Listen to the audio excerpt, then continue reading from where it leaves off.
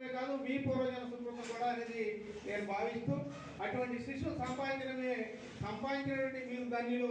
ఇటువంటి గురువుల్ని సంపాదించినటువంటి మాతృదేవోభవ, పితృదేవోభవ, ఆచార్య దేవోభవ అనే మాటల్లో రామకృష్ణ గారు వారిని కూడా మన భారతీయ భాష గురించి రెండు మాటలు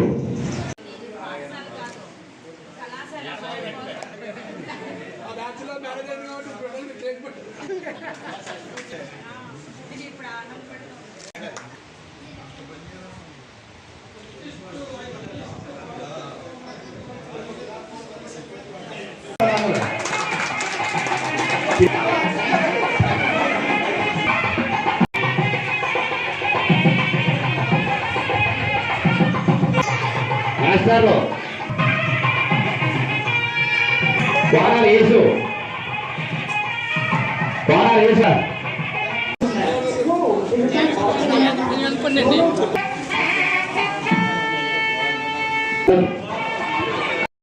बोले साथ ही हैं सब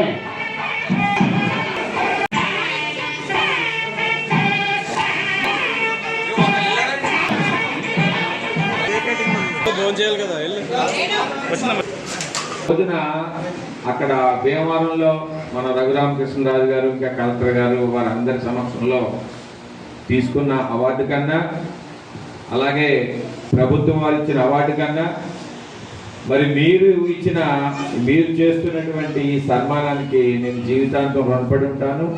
నాకు ఇది మర్చిపోలేనటువంటిది. ప్రత్యక్ష దైవాలు భగవంతుడైతే కనిపించే ప్రత్యక్ష దైవాలు నా విద్యార్థులే. మరి మీకు ఇంతటి సంస్కారాన్ని నేర్పినటువంటి మీ తల్లిదండ్రులందరికీ నా పాదాభివందనాన్ని తెలియజేస్తున్నాను. మరి చక్కగా ఈ గురువులు మీ తల్లిదండ్రుల యొక్క నేర్పిన సంస్కారాన్ని, మీ గురువులు నేర్పిన సంస్కారాన్ని మీరు వణికిపుచ్చుకుని మీరు చక్కగా ఈ రోజున మరి నాకు సన్మానం చేస్తున్నారంటే నేను ఏనాడో చేసుకున్న పూర్వజన్మ సుకృతం. నిజంగా చెప్పాలంటే ఒక స్కూల్ ఉపాధ్యాయుడికి చేస్తారు. నేను యాక్చువల్గా స్కూల్ ఉపాధ్యాయుడిని కూడా కాదు, ఒక సాధారణ ఉపాధ్యాయుడిని అప్పట్లో చెప్పాలంటే. మీరంతా చదువుకున్నప్పుడు మీరందరూ నా దగ్గరకు వచ్చి ట్యూషన్ చెప్పించుకుని నా మీద ఎంతో అభిమానాన్ని మీ మనసుల్లో నింపుకుని మరి మీ బ్యాచ్ వాళ్ళందరూ కూడా ఈ విధంగా సన్మానం చేయడం నేను ఎంతో ఆనందిస్తున్నాను.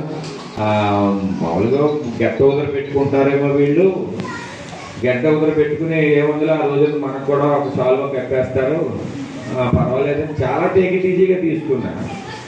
లేదంటే మా గెట్ టుగెదర్ కోసం మీకు సన్మానం కాదు, మీ సన్మానం కోసమే మా గెట్ టుగెదర్ అని చెప్పి నేను చెప్పడం మరి నిజంగా నేను ఏనాడో చేసుకున్నటువంటి పుణ్యమే.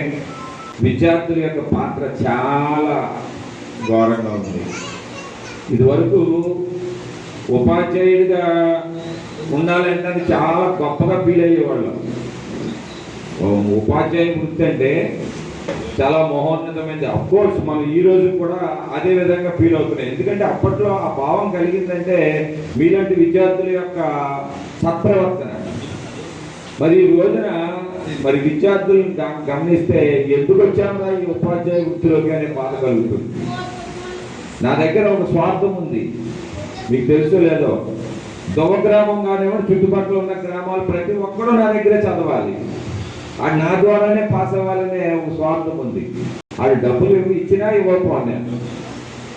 ఇవ్వకపోయినా నా దగ్గర చదువుకుని పాస్ అయితే అదొక ఆనందం. నాకు విద్యార్థులకి చక్కటి ఇచ్చి మీరు కూడా ఒక మరుపురాని వ్యక్తులుగా సమాజంలో గొప్పగా వెలుగొందాలని మనస్ఫూర్తిగా కోరుకుంటూ ప్రతి ఒక్కరికి కూడా మీ యొక్క సమయాన్ని హెచ్చించి ఇక్కడికి వచ్చి నాకు అభినందనలు తెలియజేస్తున్న మీ అందరికీ కూడా పేరు పేరున కృతజ్ఞతాభివందనలు తెలియజేస్తున్నాను.